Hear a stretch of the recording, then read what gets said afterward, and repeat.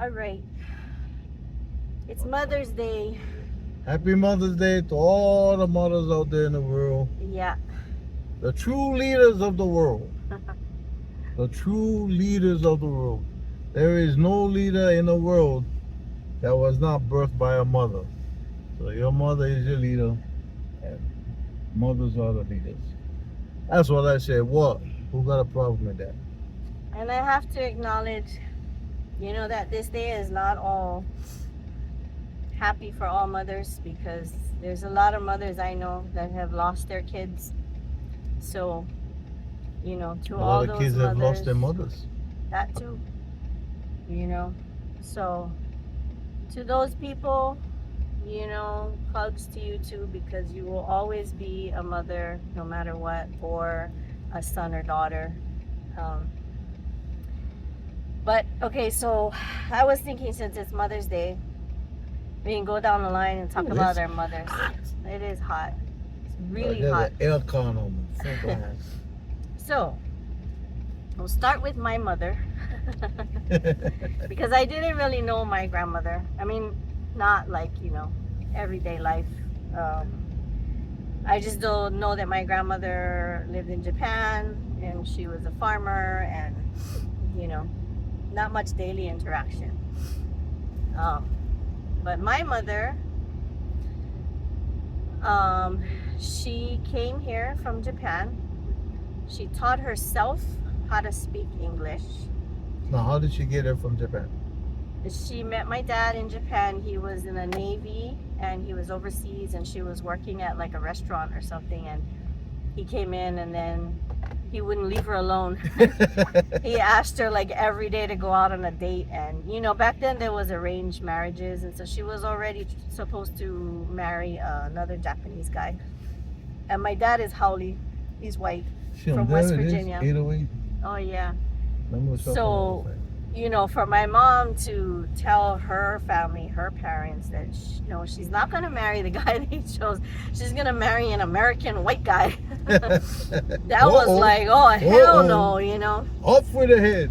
So I guess my dad had to earn his bones with, my grandparents, and then He's a great guy. My grandpa finally agreed, okay, you will be happy, and he's a good guy. So that's what happened with there. And then, so we moved to Hawaii when I was 6 months old. And my mom, I think, so when she came here, she didn't know any English, so she had a Japanese English diary. She taught herself how to speak English. And I remember her telling me one time when I was little that I had a really high fever and my dad was working and she had to take me to the urgent care. She couldn't even call the taxi. I don't know how many miles it is from like Pearl Harbor side to Pearl Ridge, but she couldn't even call the taxi because they couldn't understand her. So she walked. She put me on her back and she walked miles to get me to the urgent care. And so she is that kind of mother. Well, that made me think about how serious the struggle is for people who can't speak English. Immigrants. Yeah. Wherever you're from. Yeah. When you move to another country. Yeah. That is not the language. You can't even struggle is real. Can't do anything. But she did teach herself, and she taught herself to cook too, because when she was growing up, kids weren't really allowed in the kitchen. So she taught. My dad jokes and says that she couldn't even boil water when he met her. I'm sure she could do a little bit more than that. Yeah, now, though, boy. But now she cooks. She throw down. Everybody loves her cooking. And Happy Mother's Day, Mom. Yeah. So Mom, we're on our way to her house right now. But so growing up, I gotta call my mom too. I tried. She didn't answer. But so growing up, I remember she was always a stay-at-home mom. Yeah, I tried. She didn't answer. No, I know. So I saying it for them. Oh. For the mom. I thought your mom died.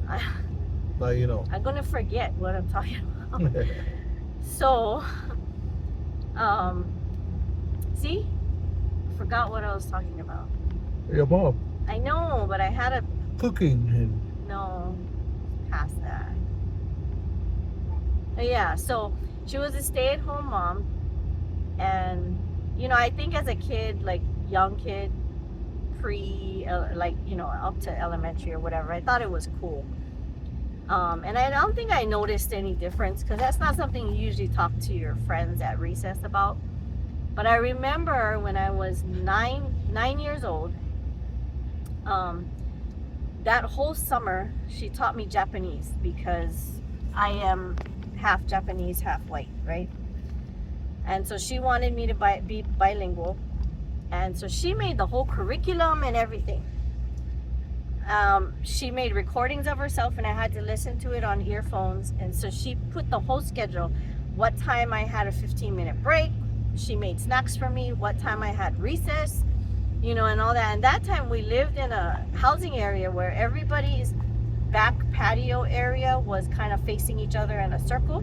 So it was this big grassy area in the middle, and it was kind of up on a hill, so the grassy area was below. So I could see all my friends every day playing, and I remember crying every day, telling her, I want to go play. And she, no, you have to learn, you have to learn. And every day I learned from the beginning. A, I, U, E, O, Ka, Ki, Ku, Ke, Ko. I realized the whole, I had to learn the whole thing.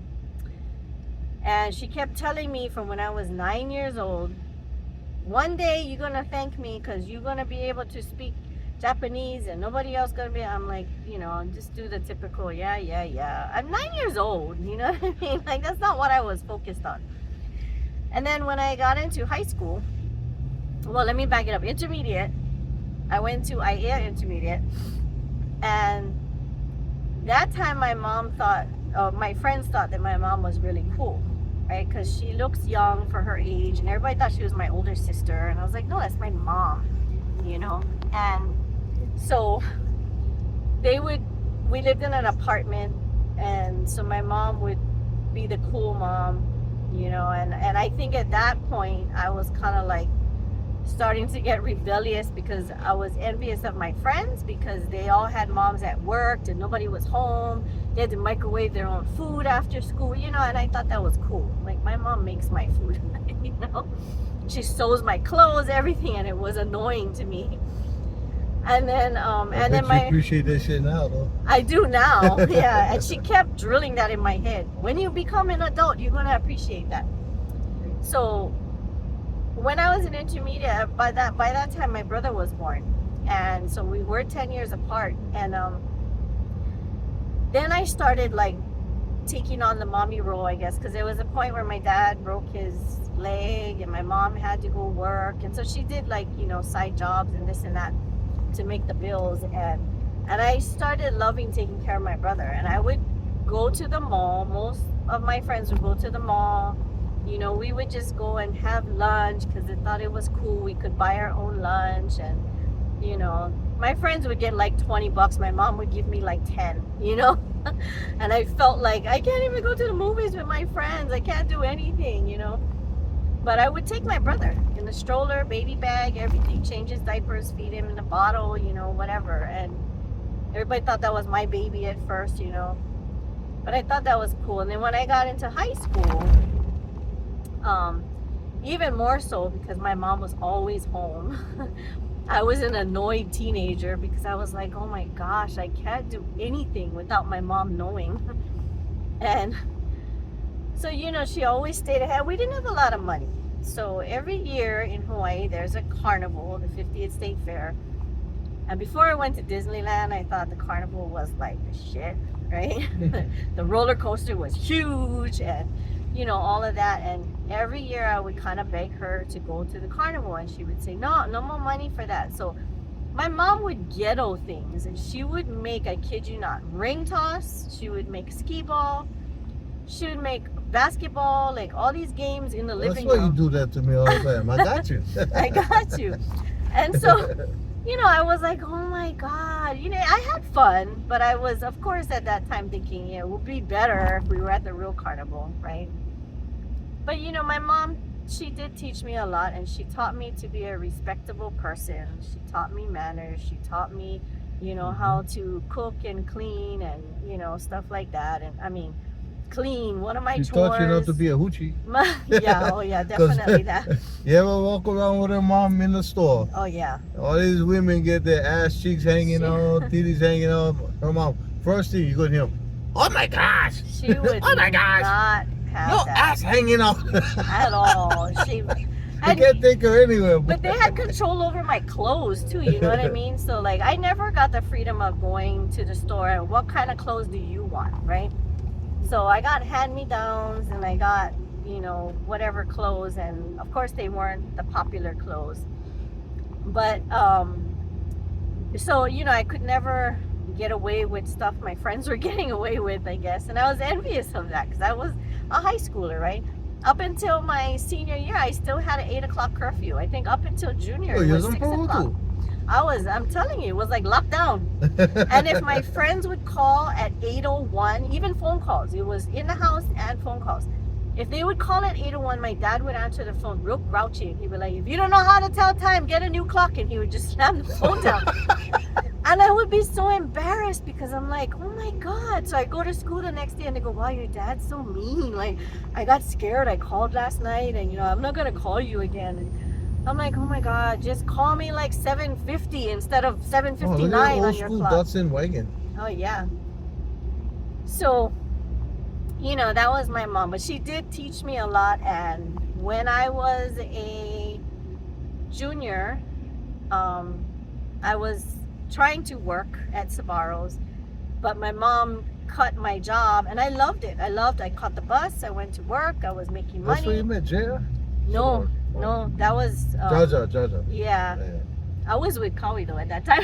Whoa. When I was at Sbarro's. But so, you know, but she cut my line because my grades were falling. And I'm like, oh, you know, so annoying. Like, I enjoyed work better than school.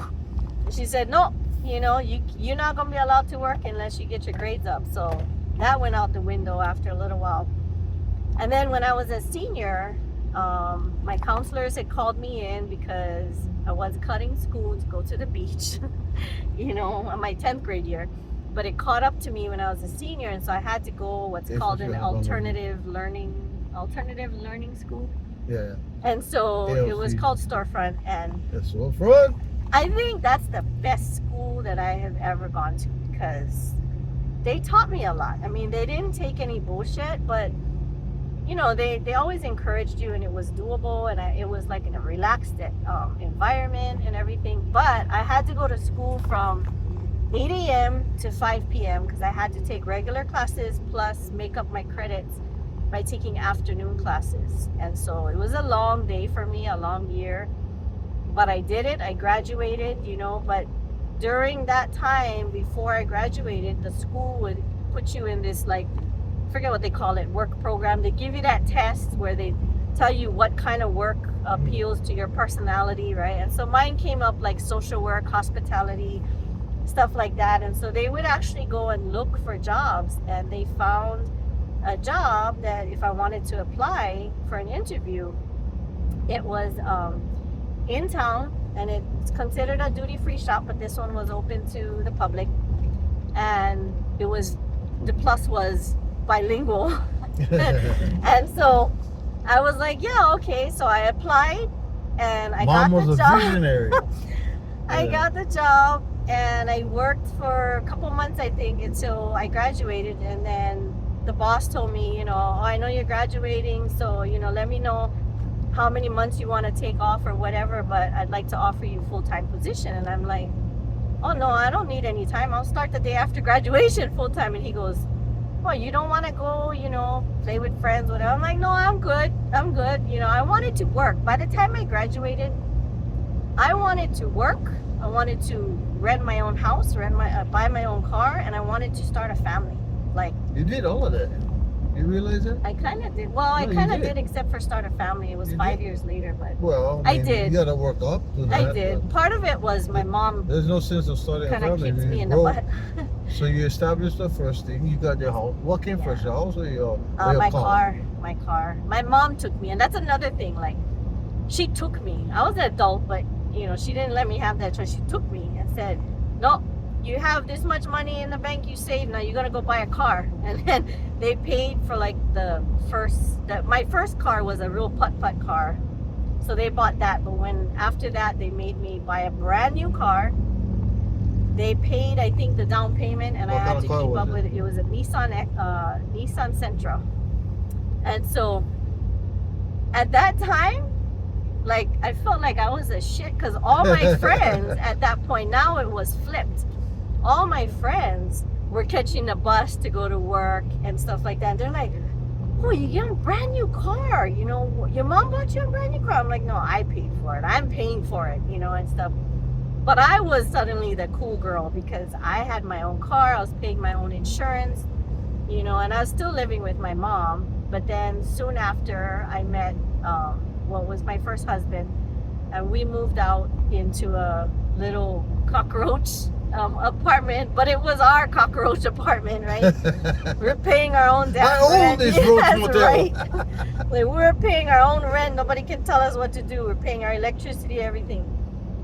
And then we moved to another house, and then that's when I had my son, finally, 5 years later. And so then I was a mother, right? I was a mother. He was born in 98. And this is one of the things I want to stress to everybody. You know, when I was in high school, it was the cool thing to have a baby. And I was having unprotected sex. I'll admit that. And every time I missed my period by a day, I would run to get a pregnancy test at the clinic, and I would hope that I was pregnant in high school, right? And I was young and stupid. When I had my son and I was pregnant with my son still, I was having complications, and so I was on bed rest.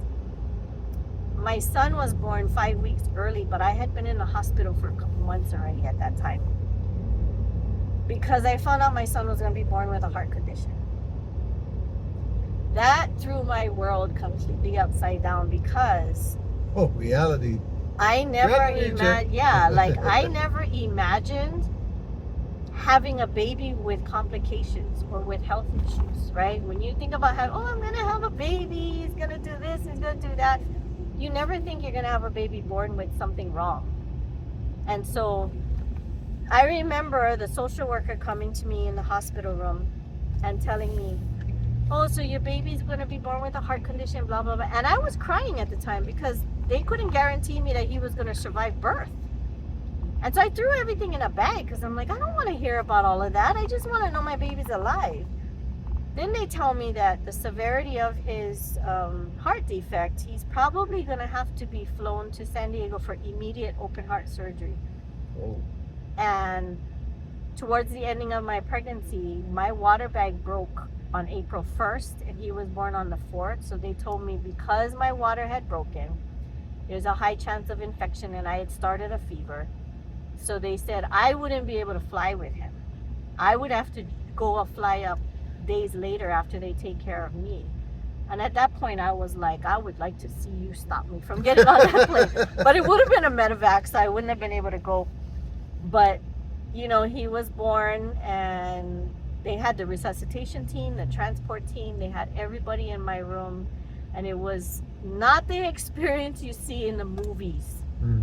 You know, I was on bed rest my whole pregnancy. I couldn't walk around, show my belly off, and do exercises and all that. I had to take it easy and worry the whole time, you know, because when I was having complications, they called it a threatened miscarriage.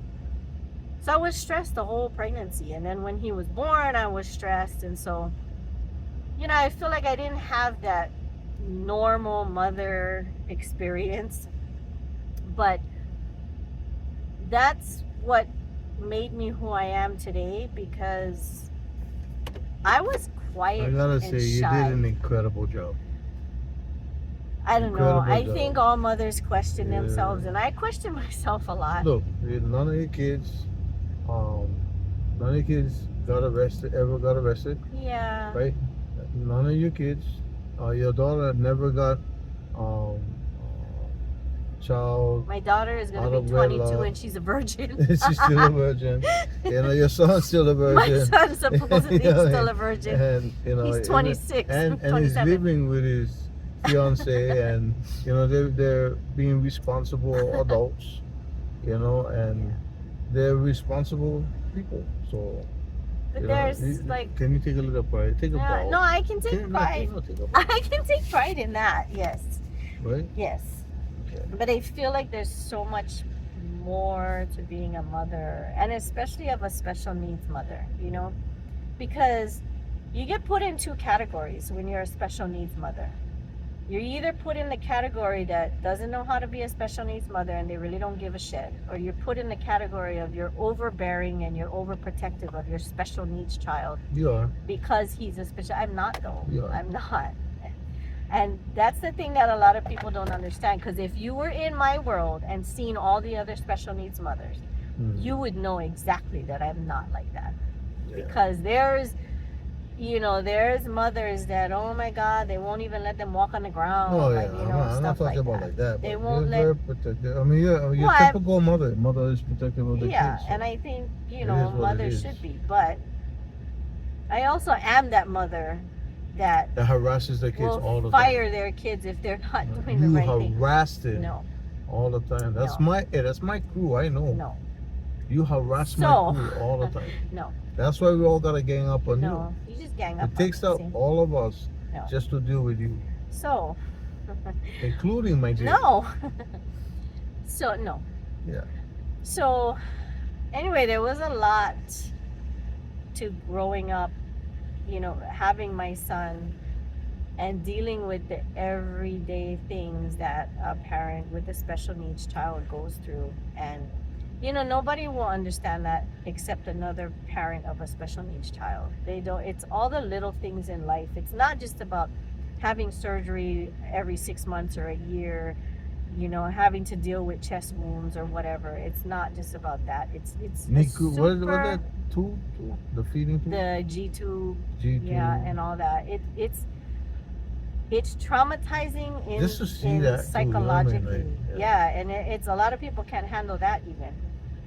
But it's a huge psychological thing that happens to them because they suddenly have no control over when they get cut, how they feel. They can't say, no, I don't want this surgery, because if not, they're going to die, right?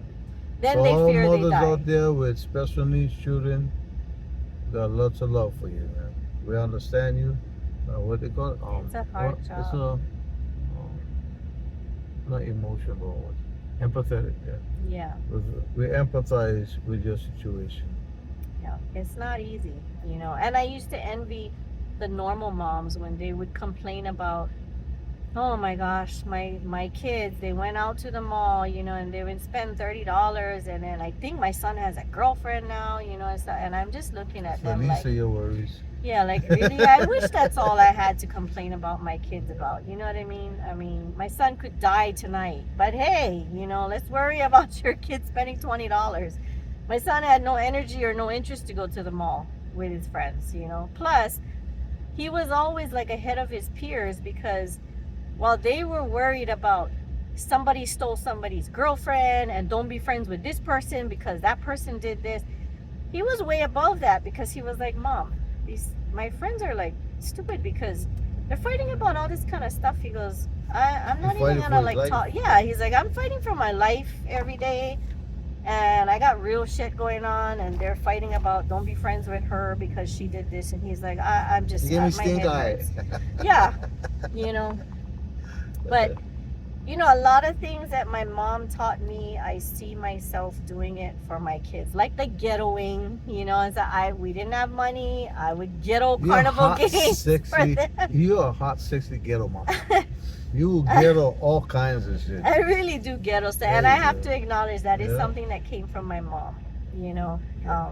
So there's a lot of, she wanted me to teach them Japanese, and honestly, the only reason I didn't is because my son was having a medical procedure, if not an open heart, he was having a heart catheterization, some kind of surgical procedure every 6 months of his life for years, you know. And so there was no time to teach him because he would be Yeah. healing and stuff. And so our life was just chaos, you know.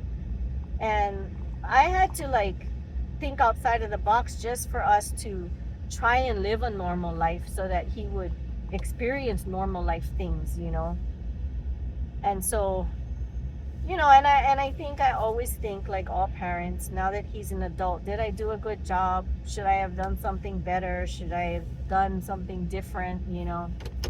And sometimes I do. I just reflect on it, and I think I start crying because I yeah, I always cry.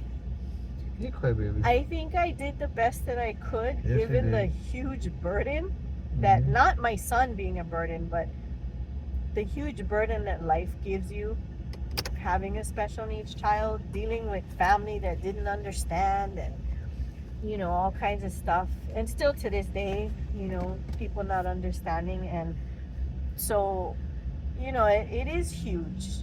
And I think all mothers out there um, need to know that, no matter what, you do the best that you can with what you're given. Because I know a lot of my friends say that they feel like they weren't the best mom and they should have done better, and especially the ones that lost their kids, but literally you are doing the best that you can with what you're given, and sometimes that's not always everything you need. And so maybe you don't do the best job ever, but I think if anybody tells you they're the best mom in the world, they got problems. Because nobody is the best mom in the world. Even as a mom, you make mistakes, and even as a mom, you screw up, and you can do things better. And so I live that life. that's a big thing. I live that reality. Yeah. And I had a daughter also with medical condition different from my son, and that made things even more complicated. Now I'm dealing with two, as a mother. And with her too, I did not have a normal pregnancy. It was a threatened miscarriage again. And her, I was throwing up every single day of my So they pregnancy. both were preemies too. Yeah, she was 6 weeks early. And then when she was 6 weeks early, she was 3 weeks old. My son was 5, and he had a dental procedure. When he was in recovery, led to an emergency pacemaker implantation. And I was nursing her and then being with him in the ICU while he was having this. That pacemaker never even came into talks, but that was all happening. And so I think that's where I learned to adapt by being a mother. That's the one thing I think that my kids taught me as being a mother, is to adapt to life, right? And my son is the one that gave me a voice, because before that I was so timid, I wouldn't talk to a lot of people. But when I had to figure things out for him, I had to be his advocate. I was on the phone to everything that said heart. I was on the phone to every doctor's office. That's what I find it amazing. You know all the medical terms. Because you know what I mean? Because we all learned those weird yeah. alphabets they put together to make. Yeah, because I had to be his advocate even in the hospital, right? The nurses are great, but they don't know your child like you do. So some of the things, they're not standard textbook things. That's what they learn in nursing school. But sometimes I know my son better. So I'm like, okay, I know the typical kid will respond this way, but this is not how he responds. So if you do it this way, it'll work. And the nurses that are good listen. You guys formed? Cardiac kids. There was a group for families who have kids born with heart conditions. So when we went for his first open heart surgery at 6 months old, we knew nobody. I didn't even know heart conditions existed. And the lady in San Diego told us, there's a cardiac kids group. So we came back, joined the group, but it was so, like, my son did very well for his first open heart surgery, and everybody else that was there, none of them brought their kids, and everybody was depressed. And I was like, it was like an AANA. Yeah, it was like that. So they were like, my son's name is so and so, and he's going to kindergarten, and he can't play with the other kids. And I'm like, but your son's alive, right? Like, to me, that's what I was thinking, right? So why don't you just, so stick him in a wheelchair and take him? Like, you know what I mean? Like, let him live life. So when I started getting heavily involved, you changed the whole format. I kind of changed the whole thing. I'm like, we need to start bringing our kids so that the kids can know each other and they know they're not alone, And it just bloomed from there. And To then a I family. broke off into having a mentor group so that we could take the kids and do separate things so the parents can have quality, time with each other. And so, my son became a mentor, and we had criteria for mentors. See, and he'll tell you this too. I had two lead mentors. My son was one, not because he was my son, because he knew how to take care of the kids. Mhm. But I had another one, Kennedy, and when I needed one lead mentor to do something, I did not choose my son because the other girl was more qualified because he had restrictions, and he will let, wow, mom, I'm your son. I'm like, it doesn't matter though if you're my son. I love you, but if you're not qualified, I'm going to tell you that, and I'm going to choose the other person. So I did. Yeah.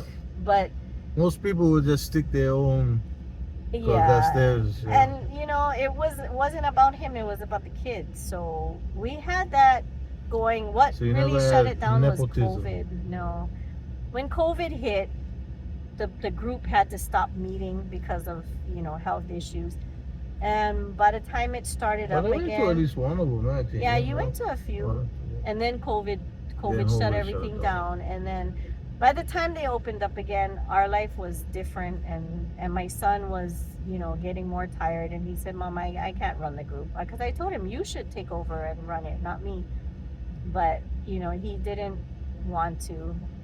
So now it's still going on, but it's being run by other people, and the other families that have smaller kids, they tend to attend more often. But yeah, my mom taught me a lot, and she'll call me So is this every like day. a video tribute to your mom?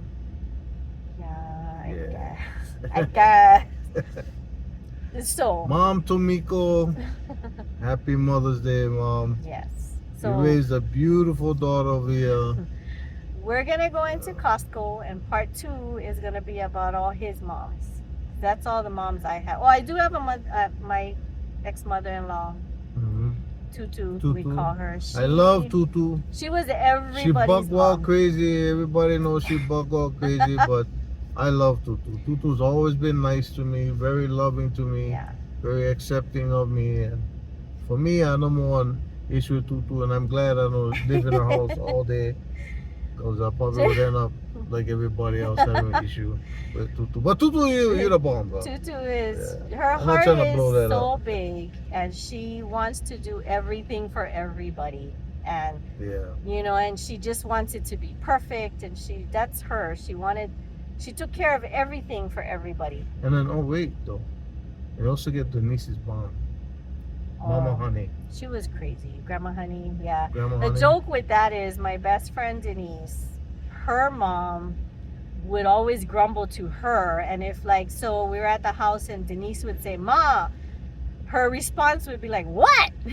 you know so everything that we wanted to do at the house, my friend would tell me, you go ask your mom. Because if I would ask, I'd be, Grandma Honey, oh yes, and my friend would just roll her eyes, and then she said if I asked her the same thing, can we have a garage sale at the house, she would be like, oh, but I don't want everybody to see the house and this and that. And me, I would ask her, and she's like, oh, the house is messy. I'm like, you want me to help you clean it?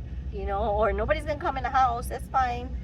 And then she would agree. But she's passed on now too, and so Wish I met Grandma Honey. Love to Grandma Honey. yeah, she was a character. But that's Auntie Lay's sister, yeah? Yeah. So Yeah. Auntie Lay, Aiko's Arahanai mom over there, she's beautiful. Yeah, She's a beautiful soul. And so that's who my best friend lives with now here, is Auntie Lay, and she is a beautiful soul. And she's also a mommy, and she still takes care of her kids. I wanna try to end this one because I've been waiting all this time since you've been talking Okay, about one of my moms? about the best mother I know right now. Happy Mother's Day. I love you. I honor you and I treasure you on this beautiful day for Happy Mother's Day. Thank you. I love you. I love you too. Wait. So when we come back, we're gonna run into Costco. We'll come back for part 2, and that'll be his mommy's. All right. Okay. Love, peace, happiness, yo. We'll be back. Bombay pretty soon, but not yet.